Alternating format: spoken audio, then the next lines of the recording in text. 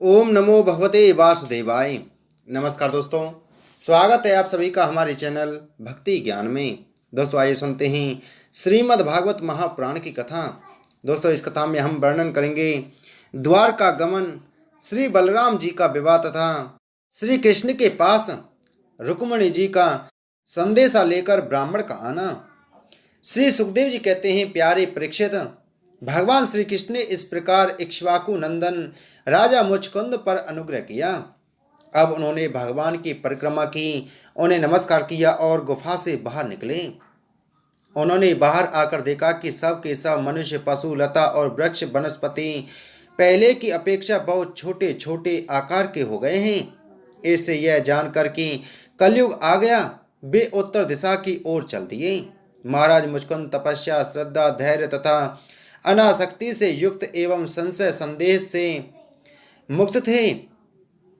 वे अपना चित्त भगवान श्री कृष्ण में लगाकर गंधमादन पर्वत पर जा पहुंचे।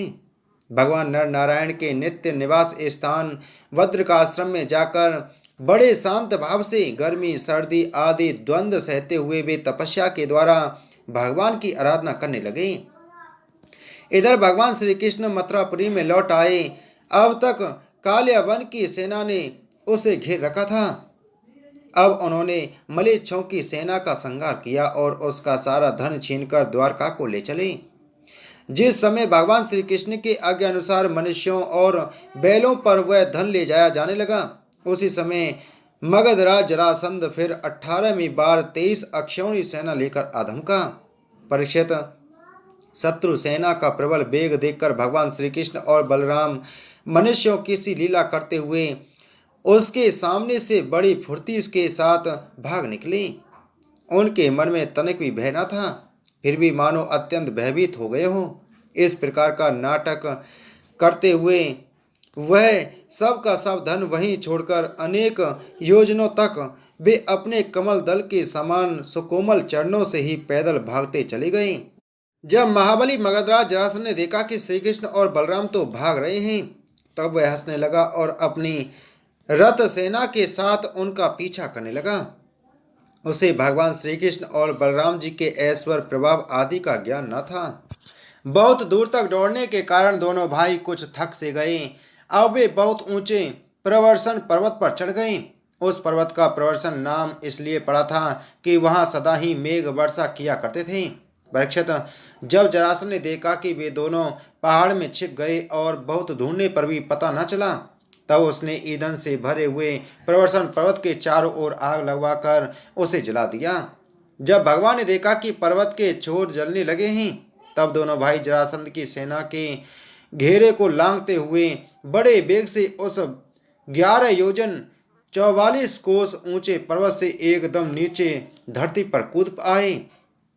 राजन, उन्हें जरासंध ने अथवा उसके किसी सैनिक ने देखा नहीं और वे दोनों भाई वहां से चलकर फिर अपनी समुद्र से घिरी हुई द्वारकापुरी में चले आए। जरासंध ने झूठ मूठ ऐसा मान लिया कि श्री कृष्ण और बलराम तो जल गए और फिर वह अपनी बहुत बड़ी सेना लौटाकर मगध देश को चला गया। यह बात मैं तुमसे पहले ही नवम स्कंद में कह चुका हूँ कि अनर्त देश के राजा श्रीमान रेवा जी ने अपनी रेवती नाम की कन्या ब्रह्मा जी की प्रेरणा से बलराम जी के साथ ब्याह दी। परीक्षित, भगवान श्री कृष्ण भी स्वयंवर में आए हुए शिशुपाल और उसके पक्षपाती साल्व आदि नरपतियों को बलपूर्वक हराकर सबके देखते देखते जैसे गरुड़ ने सुधा का हरण कर लिया था, वैसे ही विदर्भ देश की राजकुमारी रुक्मिणी को हर लाई और उनसे विवाह कर लिया। रुक्मिणी जी राजा भीष्मक की कन्या और स्वयं भगवती लक्ष्मी जी का अवतार थीं। राजा परीक्षित ने पूछा, भगवान, हमने सुना है कि भगवान श्री कृष्ण ने भीष्मक नंदिनी परम सुंदरी रुक्मिणी जी को बलपूर्वक हरण करके राक्षस विधि से उनके साथ विवाह किया था। महाराज, अब मैं यह सुनना चाहता हूँ कि परम तेजस्वी भगवान श्री कृष्ण ने जरासंध, साल्व आदि नरपतियों को जीतकर किस प्रकार रुक्मिणी का हरण किया। ब्रह्मर्षि, भगवान श्री कृष्ण की लीलाओं के संबंध में क्या कहना है? वे स्वयं तो पवित्र हैं ही, सारे जगत का मल धो बहाकर उसे भी पवित्र कर देने वाली हैं। उनमें ऐसी लोकोत्तर माधुरी है जिसे दिन रात सेवन करते रहने पर भी नित्य नया नया रस मिलता रहता है। भला ऐसा कौन रसिक, कौन मर्मज्ञ है जो उन्हें सुनकर तृप्त न हो जाए। श्री सुखदेव जी कहते हैं, परीक्षित, महाराज भीष्मक विदर्भ देश के अधिपति थे। उनके 5 पुत्र और एक सुंदरी कन्या थी। सबसे बड़े पुत्र का नाम था रुक्मी और 4 छोटे थे, जिनके नाम थे क्रमशः रुक्मरथ, रुक्मबाहु, रुक्मकेश और रुक्ममाली। इनकी बहन थी सती रुक्मणी। जब उसने भगवान श्री कृष्ण के सौंदर्य, पराक्रम, गुण और वैभव की प्रशंसा सुनी, जो उसके महल में आने वाले अतिथि प्राय गाया ही करते थे, तब उसने यही निश्चय किया कि भगवान श्री कृष्ण ही मेरे अनुरूप पति हैं। भगवान श्री कृष्ण भी समझते थे कि रुक्मणी में बड़े सुंदर सुंदर लक्षण हैं। वह परम बुद्धिमती है, उदारता, सौंदर्य, शील, स्वभाव और गुणों में भी अद्वितीय है। इसलिए रुक्मणी ही मेरे अनुरूप पत्नी है। अतः भगवान ने रुक्मणी जी से विवाह करने का निश्चय किया। रुक्मणी जी के भाई बंधु भी चाहते थे कि हमारी बहन का विवाह श्री कृष्ण से ही हो, परंतु रुक्मी श्री कृष्ण से बड़ा द्वेष रखता था। उसने उन्हें विवाह करने से रोक दिया और शिशुपाल को ही अपनी बहन के योग्य वर समझा। जब परम सुंदरी रुक्मणी को यह मालूम हुआ कि मेरा बड़ा भाई रुक्मी शिशुपाल के साथ मेरा विवाह करना चाहता है, तब वे बहुत उदास हो गईं। उन्होंने बहुत कुछ सोच विचार कर एक विश्वास पात्र ब्राह्मण को तुरंत श्री कृष्ण के पास भेजा। जब वे ब्राह्मण देवता द्वारकापुरी में पहुंचे, तब द्वारपाल उन्हें राजमहल के भीतर ले गए। वहां जाकर ब्राह्मण देवता ने देखा कि आदि पुरुष भगवान श्री कृष्ण सोने के सिंहासन पर विराजमान हैं। ब्राह्मणों के परम भक्त भगवान श्री कृष्ण उन ब्राह्मण देवता को देखते ही अपने आसन से नीचे उतर गए और उन्हें अपने आसन पर बैठाकर वैसे ही पूजा की जैसे देवता लोग उनकी भगवान की किया करते हैं। आदर सत्कार शुक्ल कुशल प्रश्न के अनंतर जब ब्राह्मण देवता खा पी चुके, आराम विश्राम कर चुके, तब संतों के परम आश्रय भगवान श्री कृष्ण उनके पास गए और अपने कोमल हाथों से उनके पैर सहलाते हुए बड़े शांत भाव से पूछने लगे, ब्राह्मण शिरोमणे, आपका चित्त तो सदा सर्वदा संतुष्ट रहता है ना? आपको अपने पूर्व पुरुषों द्वारा स्वीकृत धर्म का पालन करने में कोई कठिनाई तो नहीं होती? ब्राह्मण यदि जो कुछ मिल जाए उसी में संतुष्ट रहे और अपने धर्म का पालन करें, उससे च्युत न हो तो वह संतोष ही उसकी सारी कामनाएं पूर्ण कर देता है। यदि इंद्र का पद पाकर भी किसी को संतोष न हो तो उसे सुख के लिए एक लोक से दूसरे लोक में बार बार भटकना पड़ेगा। वह कहीं भी शांति से बैठ नहीं सकेगा। परंतु जिसके पास तनिक सी भी संग्रह परिग्रह नहीं है और जो उसी अवस्था में संतुष्ट हैं, वह सब प्रकार से संताप रहित होकर सुख की नींद सोता है। जो स्वयं प्राप्त हुई वस्तु से संतोष कर लेते हैं, जिनका स्वभाव बड़ा ही मधुर है और जो समस्त प्राणियों के परम हितैषी, अहंकार रहित और शांत हैं, उन ब्राह्मणों को मैं सदा सिर झुकाकर नमस्कार करता हूँ। ब्राह्मण देवता, राजा की ओर से तो आप लोगों को सब प्रकार की सुविधा है ना? जिसके राज्य में प्रजा का अच्छी तरह पालन होता है और वह आनंद से रहती है, वह राजा मुझे बहुत ही प्रिय है। ब्राह्मण देवता, आप कहाँ से, किस हेतु से और किस अभिलाषा से इतना कठिन मार्ग तय करके यहाँ पधारे हैं? यदि कोई बात विशेष गोपनीय न हो तो हमसे कहिए, हम आपकी क्या सेवा करें? परीक्षित, लीला से ही मनुष्य रूप धारण करने वाले भगवान श्री कृष्ण ने जब इस प्रकार ब्राह्मण देवता से पूछा, तब उन्होंने सारी बात कह सुनाई। इसके बाद वे भगवान से रुक्मिणी जी का संदेश कहने लगे।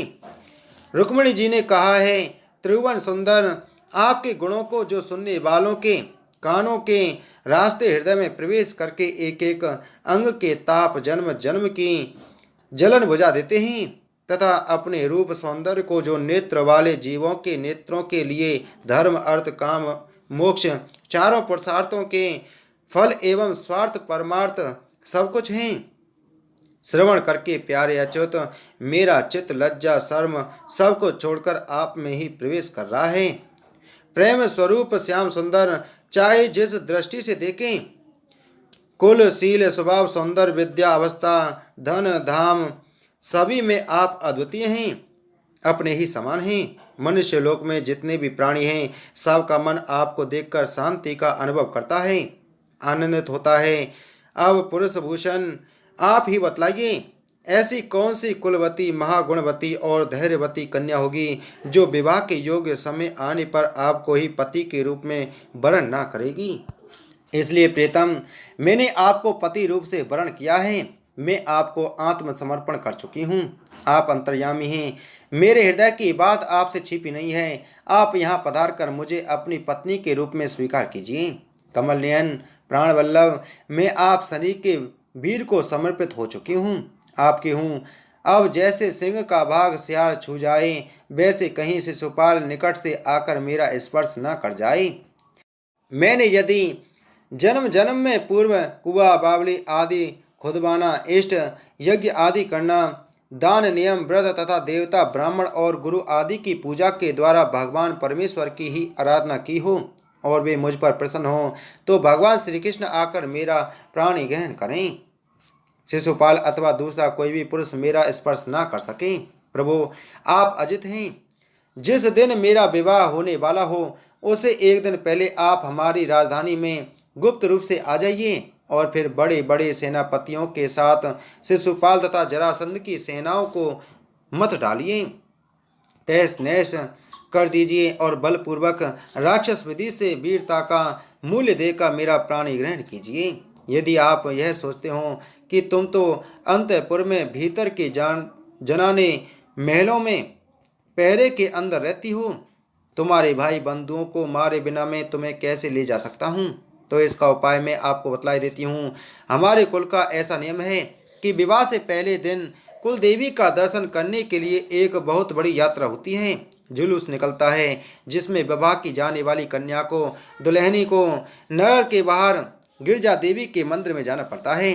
कमल नयन, उमापति भगवान शंकर के समान बड़े बड़े महापुरुष भी आत्मशुद्धि के लिए आपके चरण कमलों की धूल से स्नान करना चाहते हैं। यदि मैं आपका वह प्रसाद, आपकी वह चरण धूल नहीं प्राप्त कर सकी, तो व्रत द्वारा शरीर को सुखाकर प्राण छोड़ दूंगी, चाहे उसके लिए सैकड़ों जन्म क्यों न लेने पड़े। कभी ना कभी तो आपका वह प्रसाद अवश्य ही मिलेगा। ब्राह्मण देवता ने कहा, यदुवंश शिरोमणे, यही रुक्मिणी के अत्यंत गोपनीय संदेश हैं जिन्हें लेकर मैं आपके पास आया हूँ। इसके संबंध में जो कुछ करना हो विचार कर लीजिए और तुरंत ही उसके अनुसार कार्य कीजिए। बोल श्रीमद् भागवत महापुराण की जय। बोल श्री कृष्णचंद्र भगवान की जय।